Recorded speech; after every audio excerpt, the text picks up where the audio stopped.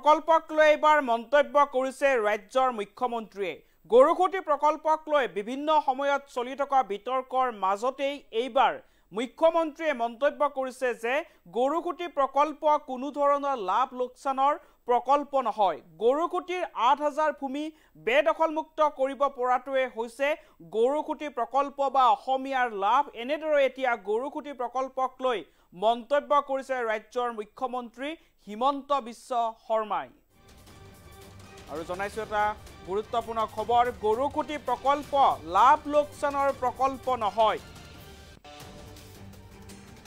লাভ লোকচানৰ হিসাব কৰিবলৈ আমি ব্যৱসায়ী নহয় বুলি মন্তব্য কৰিছে মুখ্যমন্ত্ৰীয়ে গৰুখুটিক বাংলাদেশীৰ কবলৰ পৰা মুক্ত কৰাটোৱে হৈছে আমাৰ লাভ অসমীয়া যুৱকে কপালৰ খাম মাটিত পেলোৱাৰ প্ৰমাণ হ'ব গৰুখুটি প্ৰকল্প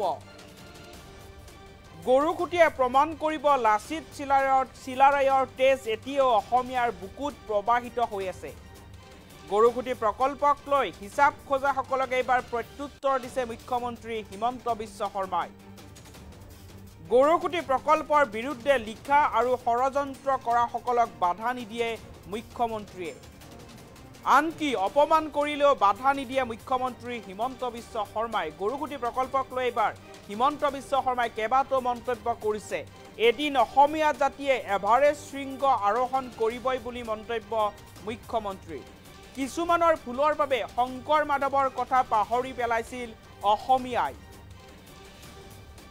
শংকৰ মাধৱৰ পৰিৱৰ্তে অসমীয়াই ক'বলৈ আৰম্ভ কৰিছিল শংকৰ ৰাজানৰ কথা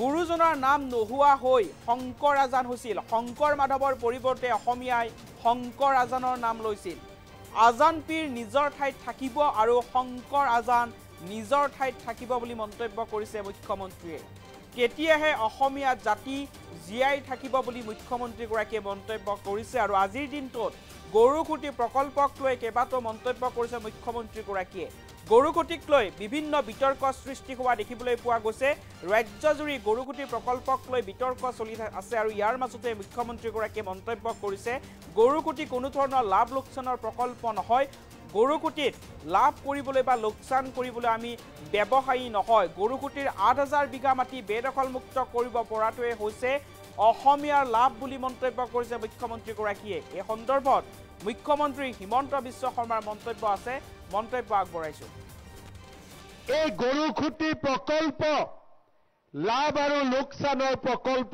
নহয় কেতিয়াবা আমাক কোনোবাই সোধে যে লাভ কিমান হৈছে মই লাভ আৰু লোকচানৰ হিচাপ কৰিবলৈ ইয়াত অহা নাই ৮০০০ বিঘা মাটি আমি বাংলাদেশীৰ কবলৰ পৰা মুক্ত কৰিছো তাতকৈ আৰু লাভৰ হিচাপ একোৱে হ'ব নোৱাৰে আমি ব্যৱসায়ী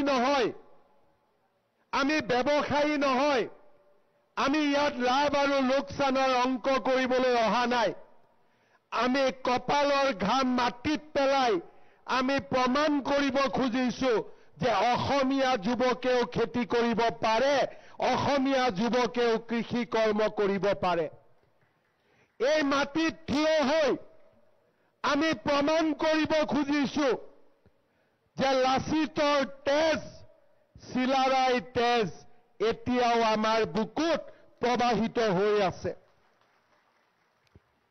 গৰুখুটিৰ প্ৰকল্প কোনোবাই যেতিয়া লাভ আৰু লোকচানেৰে হিচাপ কৰিব খোজে মই তেওঁলোকক এটাই কথা ক'ব বিচাৰো আপোনালোকে ষড়যন্ত্ৰ কৰক মই আপোনালোকক বাধা নিদিও আপোনালোকে গৰুখুটি প্ৰকল্পৰ বিৰুদ্ধে লিখক মই আপোনালোকক বাধা নিদিও আপোনালোকে আমাক যিমান শব্দৰে পাৰক অপমানিত কৰক মই আপোনালোকক বাধা নিদিও কিন্তু অসমীয়া জাতি এভাৰেষ্টত শৃংগত আৰোহণ কৰিবই এই কথা আজি আপোনালোকে শুনি লওক আমাৰ মাজত এছামে ৮৩ চনতো পৰাজয় স্বীকাৰ কৰি লৈছিলে 83 পৰা 85 সময়তো তেওঁলোকে কংগ্ৰেছৰ ওচৰত আত্মসমৰ্পণ কৰিছিলে। অসমৰ ৰাজনৈতিক ধাৰাৰ পৰিৱৰ্তন হৈছিলে। কৰবাত আমি মানি লৈছিলো যে আমি মিলা মিছাৰে আমি জীয়াই থাকিব লাগিব। শংকৰ আৰু মাধৱৰ পৰিৱৰ্তে আমি শংকৰ আৰু আজানৰ কথা ক'বলৈ আৰম্ভ কৰিছিলো। গুৰুজনে দুজন আছিল, শংকৰ আৰু মাধৱ, কিন্তু গুৰুজনাৰ নাম নোহোৱা হৈ শংকৰ আৰু আজান হৈছিলে। আজান পীৰৰ জাগাত থাকিব, শংকৰ মাধৱৰ জাগাত থাকিব, আৰু তেতিয়াহে আমি আমাৰ জাতিটোক জীয়াই ৰাখিব পাৰিম। এই গৰুখুঁটি প্ৰকল্প লাভ আৰু লোকচানৰ প্ৰকল্প নহয়। কেতিয়াবা আমাক কোনোবাই সোধে যে লাভ কিমান হৈছে। মই লাভ আৰু লোকচানৰ হিচাপ কৰিবলৈ ইয়াত অহা নাই। 8,000 বিঘা মাটি আমি বাংলাদেশীৰ কবলৰ পৰা মুক্ত কৰিছো। তাতকৈ আৰু লাভৰ হিচাপ একোৱেই হ'ব নোৱাৰে। আমি ব্যৱসায়ী নহয়। আমি ইয়াত লাভ আৰু লোকচানৰ অংক কৰিবলৈ অহা নাই।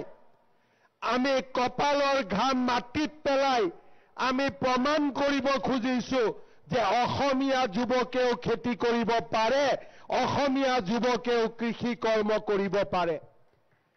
এই মাটিত থিয় হৈ আমি প্ৰমাণ কৰিব খুজিছো যে লাচিতৰ তেজ, চিলাৰায় তেজ এতিয়াও আমাৰ বুকুত প্ৰবাহিত হৈ আছে। গৰুখুঁটিৰ প্ৰকল্প কোনোবাই যেতিয়া লাভ আৰু লোকচানেৰে হিচাপ কৰিব খোজে, মই তেওঁলোকক এটাই কথা ক'ব বিচাৰো, আপোনালোকে ষড়যন্ত্ৰ কৰক, মই আপোনালোকক বাধা নিদিওঁ। আপোনালোকে গৰুখুঁটি প্ৰকল্পৰ বিৰুদ্ধে লিখক, মই আপোনালোকক বাধা নিদিওঁ। আপোনালোকে আমাক যিমান শব্দৰে পাৰক অপমানিত কৰক, মই আপোনালোকক বাধা নিদিওঁ। কিন্তু অসমীয়া জাতি এভাৰেষ্টত শৃংগত আৰোহণ কৰিবই, এই কথা আজি আপোনালোকে শুনি লওক। আমাৰ মাজত এছামে 83 চনতো পৰাজয় স্বীকাৰ কৰি লৈছিলে। 83 পৰা 85 সময়তো তেওঁলোকে কংগ্ৰেছৰ ওচৰত আত্মসমৰ্পণ কৰিছিলে। অসমৰ ৰাজনৈতিক ধাৰাৰ পৰিৱৰ্তন হৈছিলে।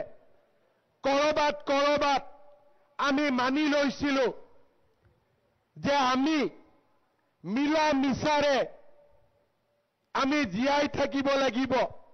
শংকৰ আৰু মাধৱৰ পৰিৱৰ্তে আমি শংকৰ আৰু আজানৰ কথা ক'বলৈ আৰম্ভ কৰিছিলো। গুৰুজনে দুজন আছিল, শংকৰ আৰু মাধৱ,